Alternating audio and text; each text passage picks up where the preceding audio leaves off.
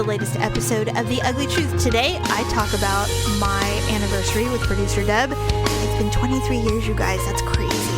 So it's love, marriage, and babies.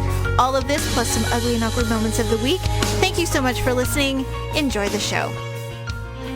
It's another uncensored look at the world around you, from sisters who will say just about anything to anyone at any time. It's the Uggs. Jamie? Fuck off! No, I'm not. No. Paula? Everyone's an asshole. We have their names. Uncensored as always, it's time for the Ugly Truth.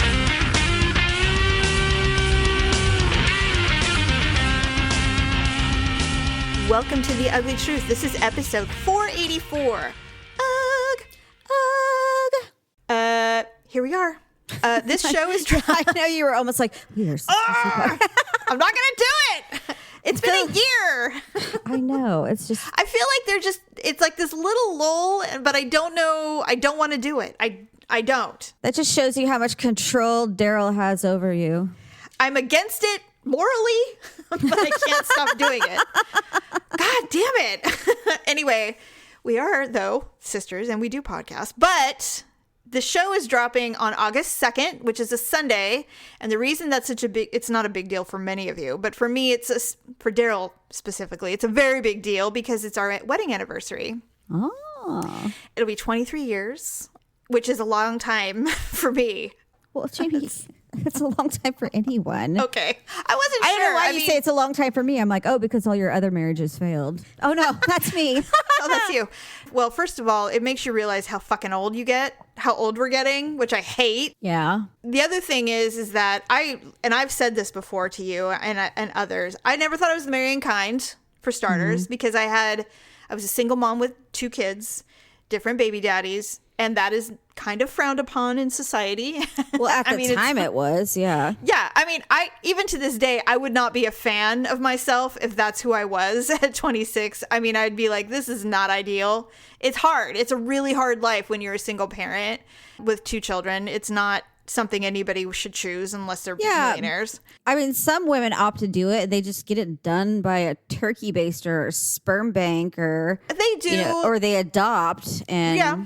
They bring it upon themselves. Generally speaking, though, women who choose to be single parents have income that makes it very easy. You know, they have a lot of stability financially, and so, you know, it's not a problem. But when you're 20 and you discover you're pregnant by your ex-boyfriend and you're like, holy shit, you know, it's not the flu.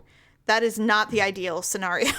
So yeah. Anyway, the fact that, you know, Daryl saw through all of that for some reason, and now we're just together. I credit him highly with the reason why we're still married, because, you know, I wanted to cut out 8 years in and he didn't. And so it worked out. It was great. So here we are 23 years later. So every year I go through this box I have that has all of the mementos from our wedding to remind myself how far we've come, because we were destitute when we got married, but we really wanted an actual wedding. And so I always pull out the receipt from the hotel that we got married at. Now, it was a brand new hotel. We were only the 3rd wedding to ever have there.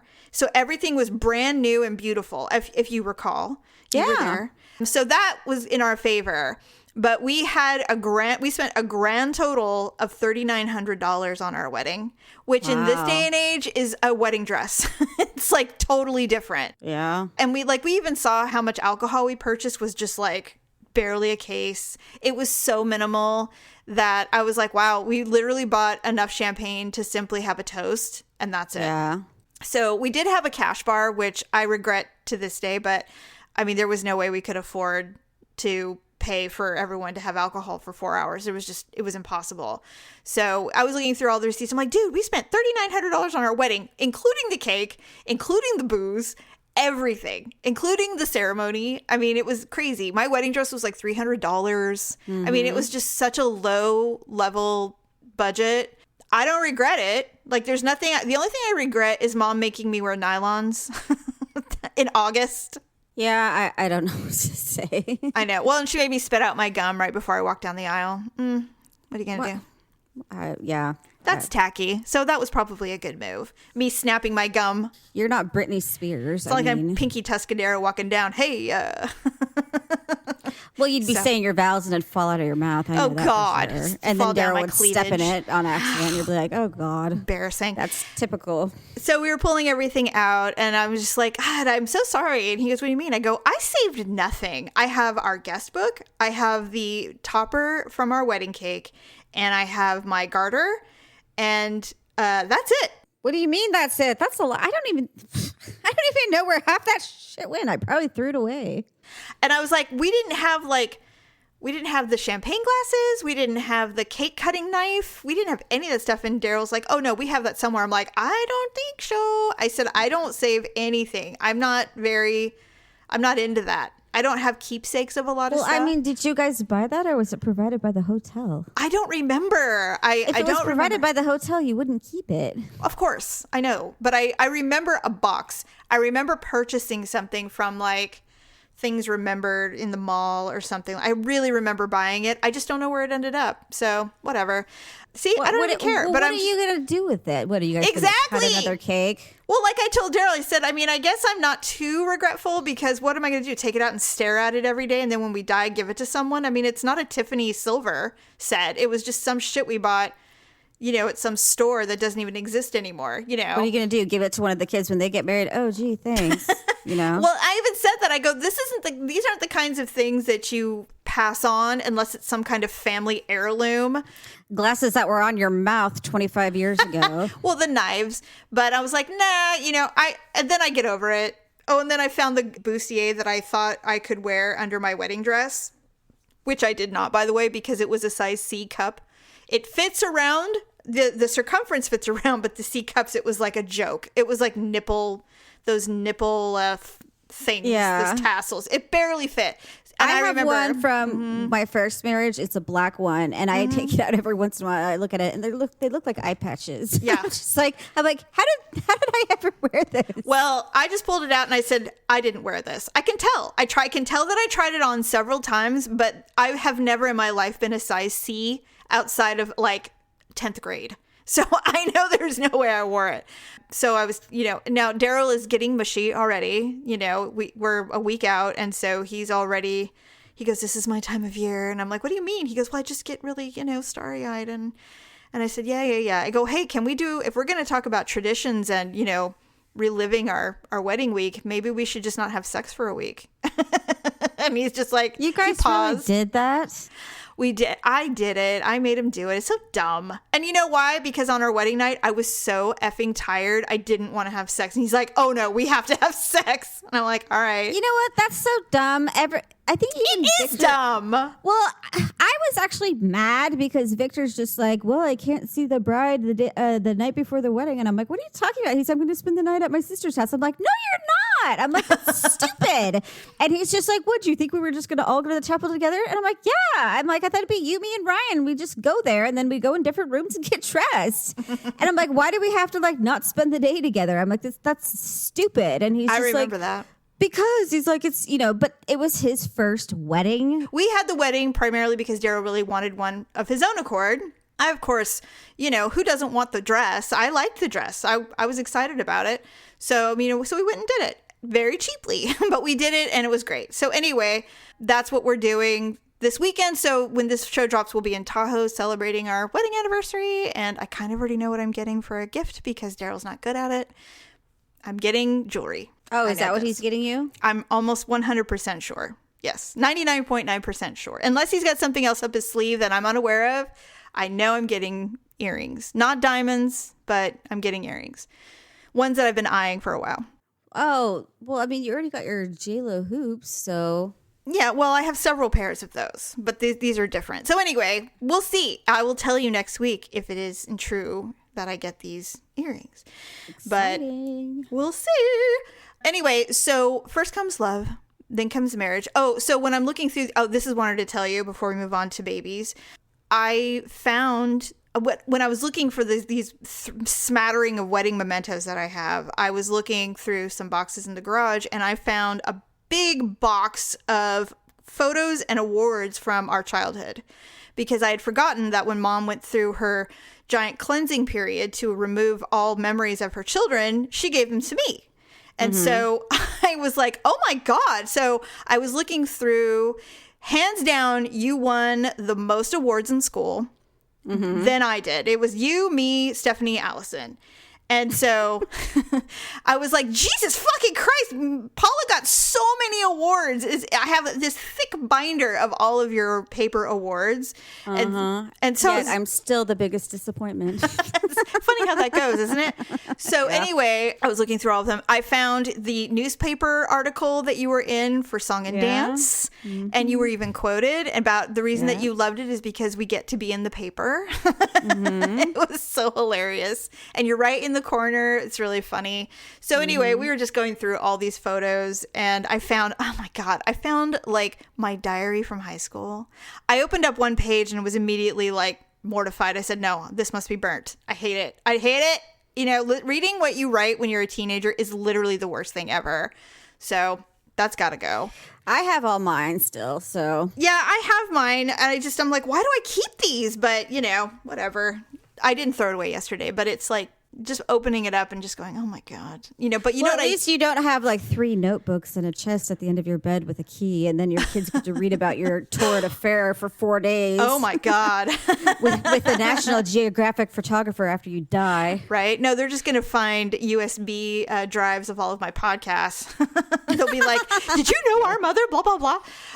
Anyway, you know, drinking my whiskey when I'm dead. Right. No, but it was really interesting to see all the photos of us as kids. And you know, I don't know who thought we were cute. Oh, and I read report cards. Of course, you were brilliant, advanced, everything. And I was too, except that Paula, I had body image issues in kindergarten. I had never read that before. And it said, they basically had this checklist of all the behaviors and the skills that they're advancing or, you know, working on or whatever. So the first one was I was not doing well with making friends and maintaining friendships in the beginning of kindergarten. And then at the end it said, much better. Well, I know why.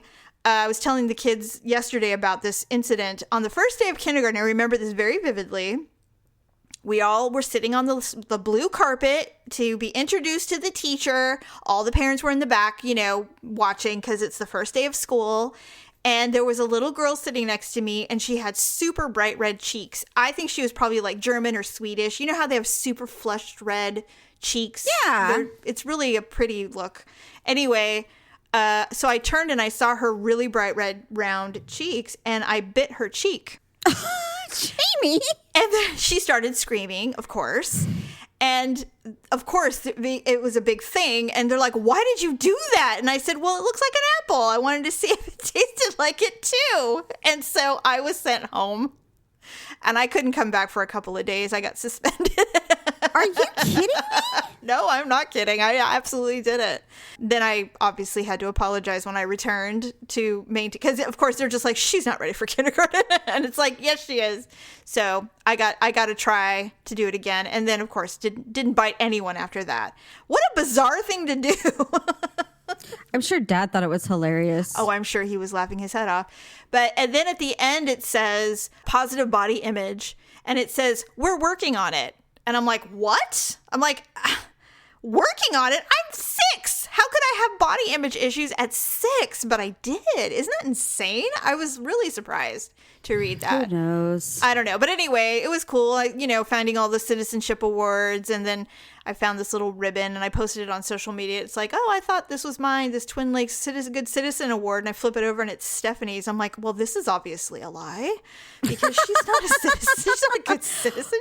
Well, I saw that too, but then I'm just like, that looks like an adult's handwriting. And so I'm like, she must have conned someone into believing that she, was actually a good citizen. And that's when I'm like, she must have perfected her split personalities by then. Well, all I can say is that I think every student is recognized during the year. Everybody gets to be the good citizen of the week at some point, and you get the ribbon and the photo. Yeah, I guess if it's the actual award, that's a big deal. Yeah. But, a ribbon or something. Actually, did they give out a good citizen ribbon? At Twin Lakes, we did. Yes, we got a ribbon. And honestly, I don't have one. I never got one. If I did, I can't find it. Maybe Mom threw it away. But you were a little rough around the edges. Jamie. Apparently so. Who knew? But Stephanie definitely did. Walking around biting cheeks and all. I mean, geez. God. Talk about establishing dominance in the kindergarten. It's like, all right, when you get in there, find the strongest one and beat them up. Bite them. And then everyone will leave you alone. They're just like, that one's crazy. You never know what kind of shit she's going to be up to. Just watch your guard cheeks. your cheeks and your loins and whatever else. Seriously. Anyway, it was fun to look at all the stuff. And, Daryl kept coming across Polaroids. He's like, why are there so many Polaroids of nurses and doctors? I'm like, oh, that's when Paula was in the hospital for twisted intestines. You know what? Mom was the one that insisted I take all the pictures. And I'm just like, why do I have to take pictures while I'm in the hospital? This is not a memorable event, you know? She's such a sick weirdo. You took one of all of us with visiting you, and then of your favorite nurse, and there's a picture of you leaving the hospital with your balloons and your favorite nurse again, and then you took a picture of the doctor. They adored you, though. You can see on their face, first of all, you had all female staff, which was awesome. Yeah, and except then for my male surgeon, but yeah. Of course, there is a picture of him, actually. Jamie, I tell you, I didn't want to take the pictures. Mom and Paul made me. Well, anyway, there was a lot of them. You probably don't want to see them because it'll remind you of a terrible time. But... I've seen them, and I don't want to see them because... I told you, I felt weird. I'm just like, this is the most pictures they made me take of anything or had me take of anything. Or like, the time I got baptized, there was like 100 pictures of that. And I look like a grasshopper in a pink bathing suit.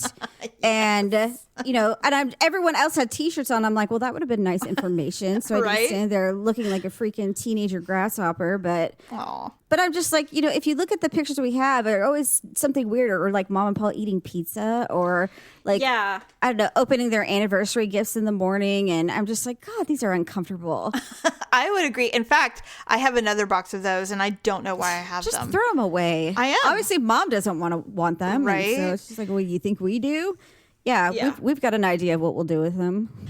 Other than your utter disdain for the Polaroids, it was interesting to see, like, there's a picture of, there's a card that you made with all the leaves or little coupons of things, like free hug, free, kitchen cleaning. Who did I give that to? Well, probably Mother, because it's the only thing I can think of. It was this thing that you open up, and I was like, oh, let me guess. There's not a single coupon missing. There isn't. They're all intact, Paula. Of course they are. Well, it's just so beautiful. I don't want to ruin it. Yeah, and then, because God forbid you tear out the one that says a free hug. That would require you to touch me. And then I have it now. Maybe I'll redeem them. Is there an expiration date? Oh, God. I don't want to touch you. Hey! God. No, it's not that I don't want to touch you. I just don't like to be touched. I know. None of us do. We're not very physical unless, we're getting laid. Anyway, first comes love, marriage, babies. You and I were talking. You were reading some. A mom was struggling with her teething baby, and so you offered some advice, and somebody else offered some other advice, and there's conflict with, like, don't do that, do this, And that is literally the epitome of being a new mother. Oh, God. Everyone's an asshole, and we have doorknobs. Everybody has an opinion on what you should do, and it's their opinion's the only way to do it. And God forbid you get grandmothers involved, siblings, sisters, best friends. I mean, it's unending. And then you can add books to the matter, and now you're thoroughly confused. I have to tell you, my first baby, I took the advice of everyone, and I regret a lot. Like, I regret a lot of stuff. Like, I've decided I'm not a big fan of spanking. I am not a big fan of letting babies cry themselves to sleep unless absolutely necessary. I hate it. It kills me. And basically, my only advice is if it feels wrong, don't do it. You just don't do it. Do it. I have so many. I mean, if you're a parent and you have adult children, you have a shit ton of regrets. Tons, because you know that you fucked up, and you can see it in your kid immediately. You're like, oh my God, I never should have done that. But you don't know, and so you just do the best you can, and you get so much advice. And you were saying there was shit that you were given or purchased because someone told you absolutely have to have this thing, and it will make your life so much easier, blah, blah, blah. And then you find out they don't Well, see, doesn't. I was fortunate because like you, Stephanie and Allison, you guys were literally like 19, 20, and 21 when you guys had your kids. Right. And I was 27 when Ryan was born. So I was a little older. And so I think that things were not easier, but I guess you've lived a little bit more life. And plus, I had the benefit of helping with your guys' kids.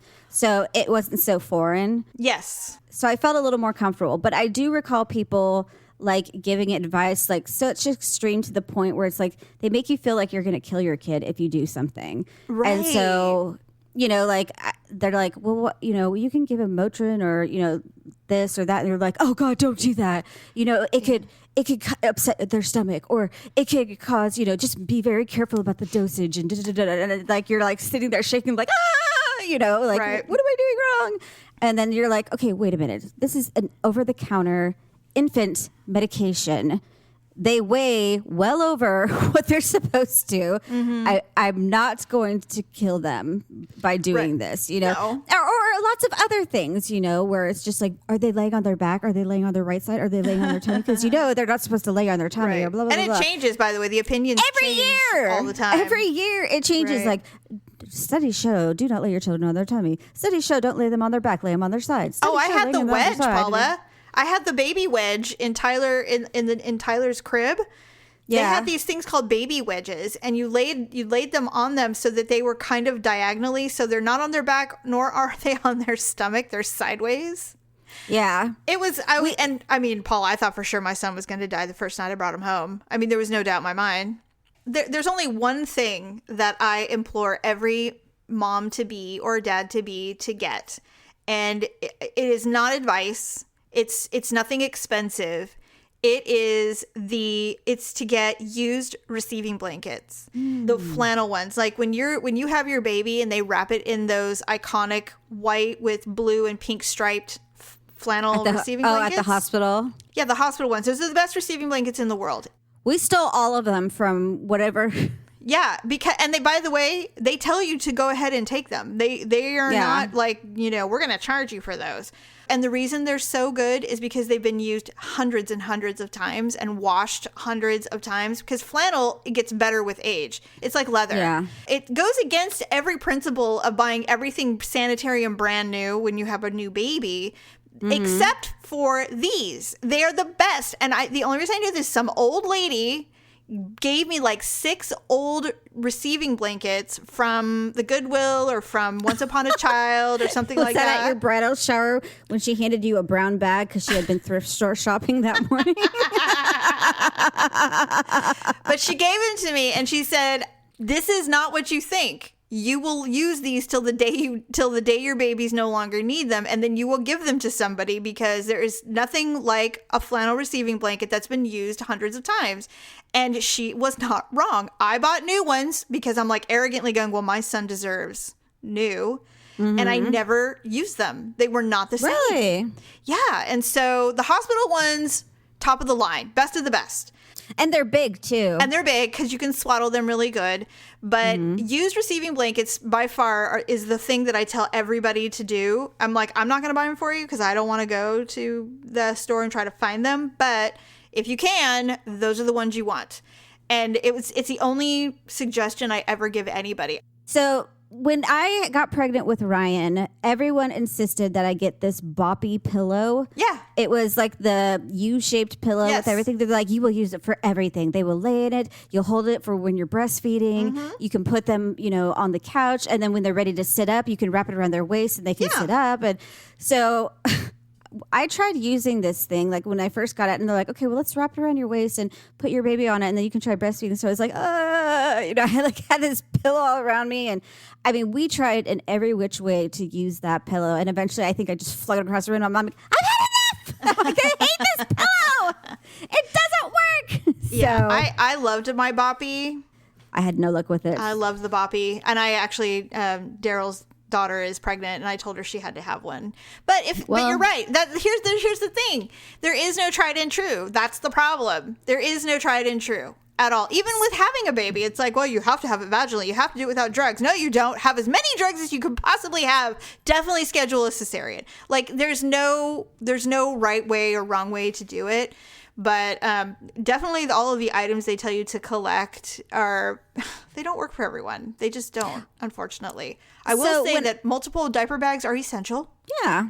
Stuff like that. But as far as all of the new up and coming trinkets that they think parents need, I don't know how necessary a lot of that stuff is personally, but you end up, I don't know, I think you end up realizing that all of the cool digital, fancy, contraptions don't really work. Like they work, but it's almost more work for what you think is going to be convenient, and it never really does.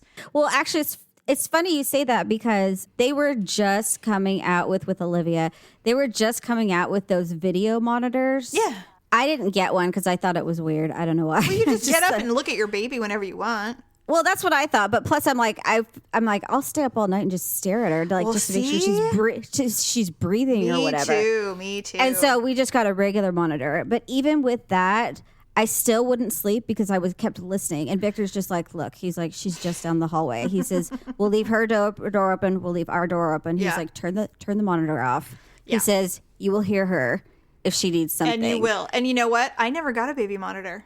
Never. So after that, I started sleeping a lot more soundly. Yeah. And then I would wake up when I started hearing her stir. And I'm like, okay, I know she needs to eat. And so I would go down there. But after that, after I turned the monitor off, I'm like, he's right. I sleep way more now because I'm not like listening. Because you can always still hear the crackle of the monitor. Of course. You know what's interesting? Never, ever underestimate the primitive, primal instincts of a parent, especially mothers. Mm-hmm. It is insane how that thing for most of us kick in the second that baby's born. It is crazy, isn't it? It is. That's the other thing too is people don't tell you that there's times where you won't have a connection with your baby right away. I know. I wish someone had told me that because I felt really guilty. Like, you hear these stories, it's just like, as soon as he was born, I knew he was mine and I loved him instantly. And I'm just like, how is that even possible? I'm like, you literally came out of your vagina.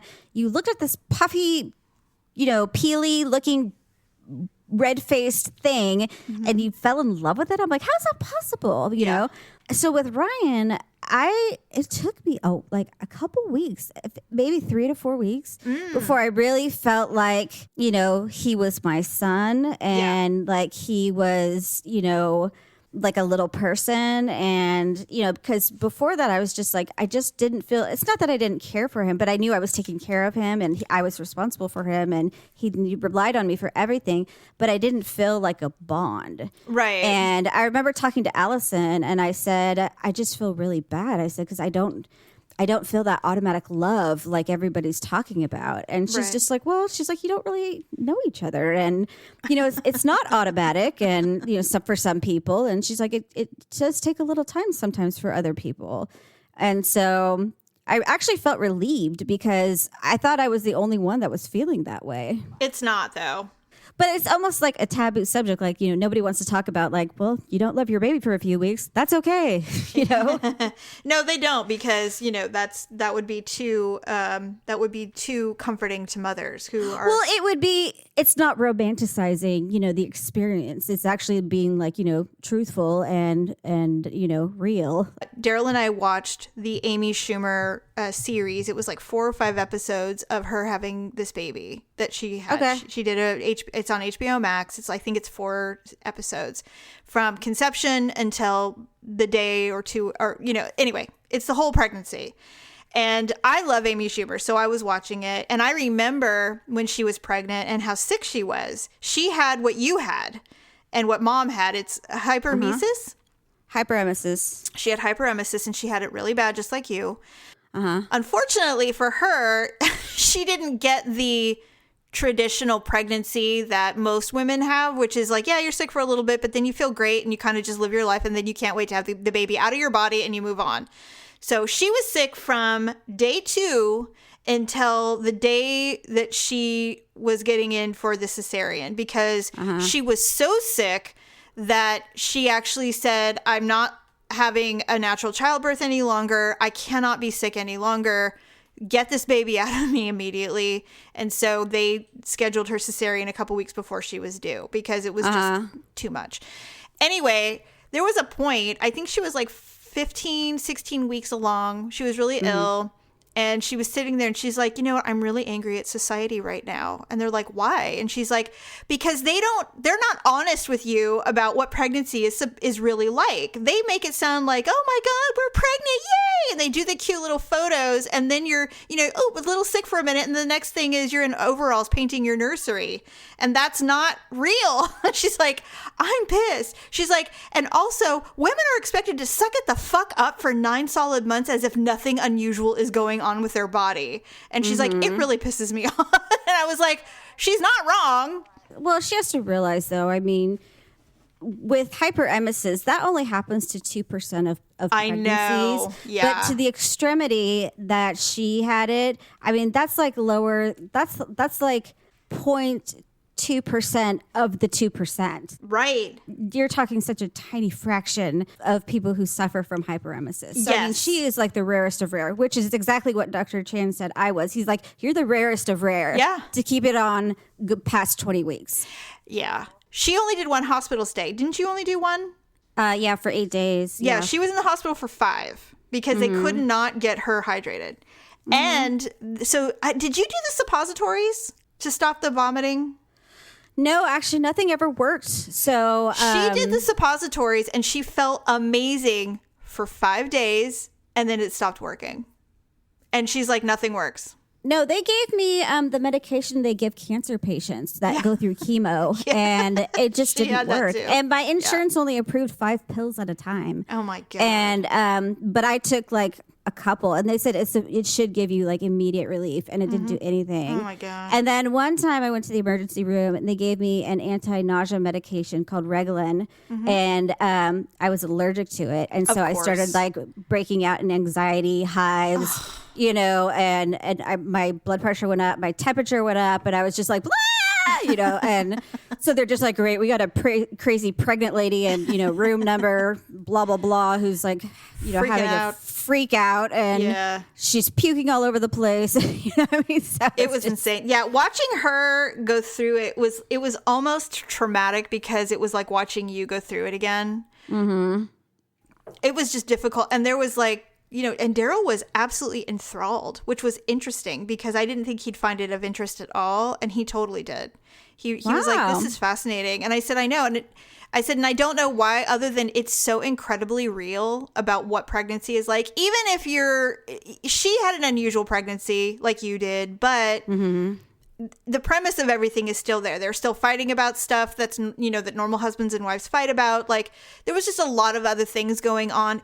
And what I really took from it, honestly, was 1, I did not treat myself very well when I was pregnant because I was so stubborn and I was so unwilling to have pregnancy affect me in any way. I don't like feeling vulnerable. I don't like feeling like I need help or support.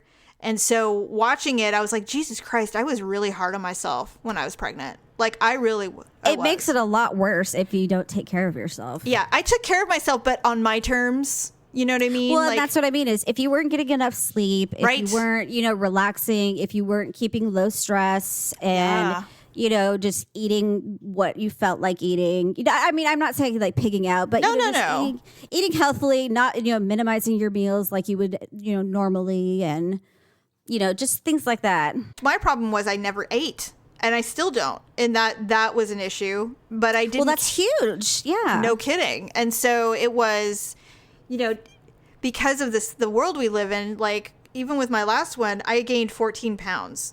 And they're like, that's not acceptable. Like, that's all baby. That's all baby. You're not going to have the energy to push her out. And you saw what happened. So anyway, fascinating. And I definitely would say to new moms, take care of yourself. It's such a short period of time where you have to be selfish, and it's not normal to feel like we're allowed to be selfish, right? Even with self-care, with anything, whether it's mental or physical. It's like, God forbid a woman take a time to, go to the spa or do something and suddenly, who do you think you are? It's not cool. you can still do everything you need to do, but just do it a little slower, you Right. know, and have a snack. You know, like actually my pregnancy with Ryan was 1,000 times better than Olivia. And Yeah. who would have thought your first pregnancy would be better than your second? But with Really? Ryan, you know, I just, you know, when I started to feel a little nauseous, I would have a snack. I would always eat peanuts and then sip a Pepsi. And I know that you're not supposed to have caffeine or whatever, but I'm like, I don't care. But it would make my stomach feel better. And so I would not throw up. And then, you know, if I got tired, I'd shut my door, shut my blinds, and take a nap for 45 minutes at lunchtime. Yeah. And if I didn't feel good in the afternoon, then I'd leave a half an hour early or whatever. Right. And just things like that. And then when I got home, if I was just not feeling good, I'm like, well, I'm not cooking dinner tonight, so I guess we're going to either have soup or whatever, or you can go get a hamburger or hamburgers for us or whatever. But Yeah. the other thing, too, is with the hyperemesis, I wouldn't be surprised if she had some sort of underlying condition, because it was shortly after I had Olivia, like only a couple years, I got diagnosed with celiac disease. Oh. So I would not be terribly surprised if that was part of the issue I had. If she has an autoimmune or something. Or she's got something, because I think mine may have been magnified when I was pregnant. And that could have been causing some of the problems. I mean, I'm not a doctor, obviously. No. But part of me wonders if that's why I had such a problem Maybe. with my pregnancy and my illness. Yeah. So, wow, because interesting. I had celiac. I got diagnosed literally like 3 years later. I remember that. Yeah. Anyway, well, I don't know if you're interested in watching it, but if you want to, you should. It's pretty interesting, and I liked it. I thought it was really, really way better than I expected. All right, let's do some ugly and awkward moments of the week.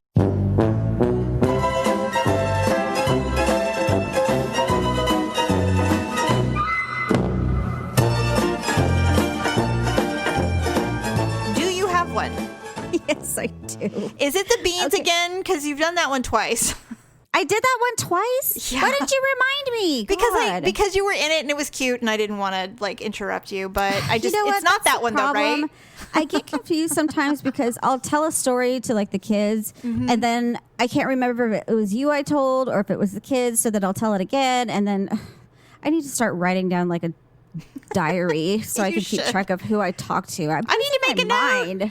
Just make a note. Paula's notes. I'm telling you, it's the lack of sleep in this quarantine. I'm just. it's insane. I can't remember who I talk. Sometimes I talk to myself, and I don't know if I've talked to somebody else about it. I have to tell Victor. I'm like, did I already tell you this? He's like, no. I'm like, okay. So I know. just got to start conversations that way. Did I already tell you this? Like I've told you, Bo has been having issues with his glucose levels lately. Yes. So I usually try and take it like right before he eats to see where he's at, and sometimes I'll do it while he's eating. Just because he's distracted, because I have to do where you do the whole poke and then it bleeds and then you put it on the test strip and Right. then it'll read into the little meter thing. And so I was squatted down next to him and I was doing it because his elbows are really good for it. They're like dry and exposed. I don't know why, but anyways, I didn't know dogs had elbows anyway. So I was trying to like get at his elbows and he like paused eating and he just kind of stood there and I'm like, all right, I won't do it now. Like, just go ahead, eat in peace. Because he was kind of looking at like, go ahead, just He's do what like, you have I'm to do. eating. Really? He's like, just go ahead and do what you have to do so I can get back to enjoying my meal. And I'm like, all right, fine. I'm like, I won't do it right now. Because that's when I also give him a shot. And he's just like, you already gave me my shot. Just do what you have to do so I can go back and just enjoy the one shitty thing I enjoy every day. And so I was This like, I food. won't do it now. So I scooted back and I had the poker in one hand and then the thing in my other with that reads the glucose stick. And so I went to go stand up. And so I got up like on both feet and then my knees were bent. And so I went to go stand up.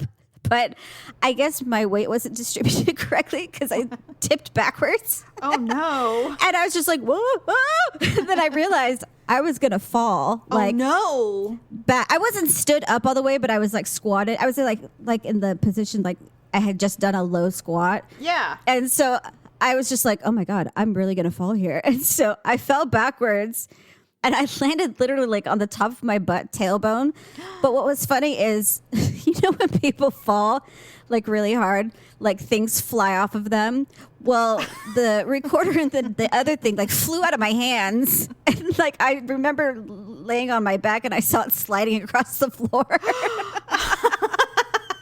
the other one like went into the dining room. Direction. Oh my God, violent.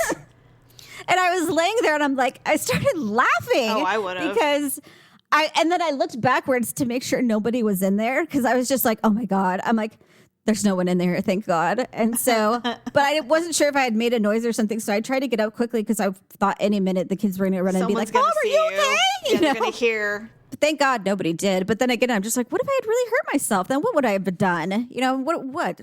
Are the dogs going to bark and be like, you know, Timmy, somebody fell in the well. Anyways, I would laugh really hard. And I'm just like, why did I do that? I'm like, is this what getting old is? Or is this a lack of sleep? Or am I just clumsy? I don't know. I'm fairly certain it's an utter lack of sleep. So I picked up my things and I went back. But then like a couple hours later, I was just like, ow. I'm like, my body's sore. Oh, no. So I was so embarrassed. But I mean, fortunately, no one saw me. But, Well, you know, that's good. even Pablo didn't even run up to me. He was scarfing down on his, But you knew, and that's all that mattered. Yeah, I knew. did, but I was sore, so I was just like, God. That's a good one, actually. You haven't had an awkward moment like that in a while. Nice to know you're still awkward. Yeah, mine was at the beach. At first, I thought my awkward moment would be when I was naked in bed and the guy came in, but it was awkward for all of us. It wasn't just awkward for me. So That was funny. it was funny, but no, this happened at the beach. I told you that this big pod of dolphins had shown up right near shore, and they were jumping around and playing, and there was probably 4 or 5 of them, and it was really cool. And by the way, when dolphins in real life, you know, are there and they jump out of the water, they're huge. Like, they're big. Are they really? I had no idea how big a dolphin was in the wild. They are significant. I was like, that dolphin does not look like Flipper. That is a very different sized animal. But it was definitely, they were dolphins. Well, they can kill sharks, so I mean. Well, that's usually why they show up around humans, is they're protecting the humans. So we decided to go down to the shoreline to see if we could get a closer view because they were kind of hanging around. And we're like, oh my God. So we go to the shoreline. We kind of followed them down along with everyone else. We're all kind of, you know, walking to watch them because it was quite a display. And then they were gone. And so we're like, oh, okay. So we're going back and we're walking. And the sand on this beach is very, very thick. And it's really nice and warm. And it's, you know, it was really nice. So I'm walking and I'm not even thinking a thing of it. Well, there are items that are underneath the sand, like rocks. Ow. I'm walking and and I'm kind of dragging because it feels good, you know, so I'm kind of dragging my feet and I hit a rock dead on. Like when you stub your toe on a bed or something, I hit it dead on, but it wasn't my big toe. It was the one right next to it. Oh, is that one longer than your big toe? Like a little. Yeah, mine is too. Yeah. They say that means something. I don't know. How does even people discover those things? Like if your toe next to your big toe is longer, I'm like, who the fuck studied this shit? Get a life. So I'm like, ow! And Daryl's like, oh my God, what happened? I'm like, I just hit my toe so hard on a rock. And I knew it wasn't glass or anything. It felt like a big clumpy rock that I hit. I can't believe you told him. I would have been like, nothing. Oh no, it was I will never admit to anything toe below the ankle. And that would require someone to want to look, and I'd be like, no one's looking at anything. Right. And so, and please, are you kidding? There was arguments ensued afterwards. So I'm like, no. And so he's well, like, let me see it. No! Yeah. And I'm like, fuck off. No, I'm not. No. And so we're walking. And I was like, God damn, that really stung. And so I look down. Is it bleeding? It is gushing blood. Ah! And I have I would say it's a 1/2 inch long cut right below the cuticle. And it's the kind of blood you get where it's like that goopy blood. It's not like, you know, like so it was like gooping out like oil. And I was like, okay, this is unacceptable. And Daryl's like, let me see it. And I go, get away from me. I'll deal with this. I'm like, I can handle a cut. He goes, well, here's a napkin. I'm like, okay, look, my toe isn't hanging off or anything. It's just, it hurts, but you know, whatever. So you should have said, actually, do we have any ice? I think I might need to take it to the hospital. So I got some ice. I got some water. I rinsed it off. And I'm like, okay, that's a fairly significant injury. Nothing that's going to require a doctor, but I need to get it clean and, you know, whatever. So I wrapped it up and we just went on with our day. And then Daryl would not stop. He's like, well, how is it? I'm like, why are you so obsessed with this? Stop it. Leave me alone. You have like a freak foot fetish, you grody. I mean, I already am embarrassed that it's my leg hand. You shouldn't have said anything from the start. That was Paula, your mistake. It was very painful. It was not something I could just walk off. It was hurting, and there was blood everywhere. I couldn't just say, "Oh, don't mind me." You know, I'll walk it's around fine. with a bloody stump if it includes a foot. I'll be like nothing. But you know what? You guys aren't like us. We literally have a red bag and we fill it with every medication, Band-Aid, hydrogen peroxide. But that's because we still have children, and it's like I'm like a combat medic. I have everything ready in that bag, and I'm like the freaking guy who won't carry a gun, but I'll like run and help every soldier on the field. I got everything. Yeah, so that was my awkward moment, and I'm just like, I'm the only one. I'm the only one that hurts themselves on the one part of my body that I would rather not exist.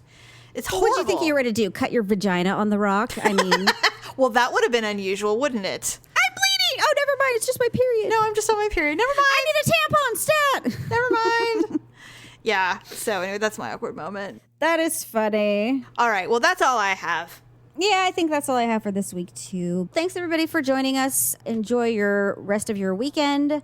If you have any feedback or comments or messages to give to us, contact us through Facebook or our main page, uglytruth.com. And we'll be happy to hear from you or respond to you or whatnot. Other than that, we'll see you on Wednesday. Bye.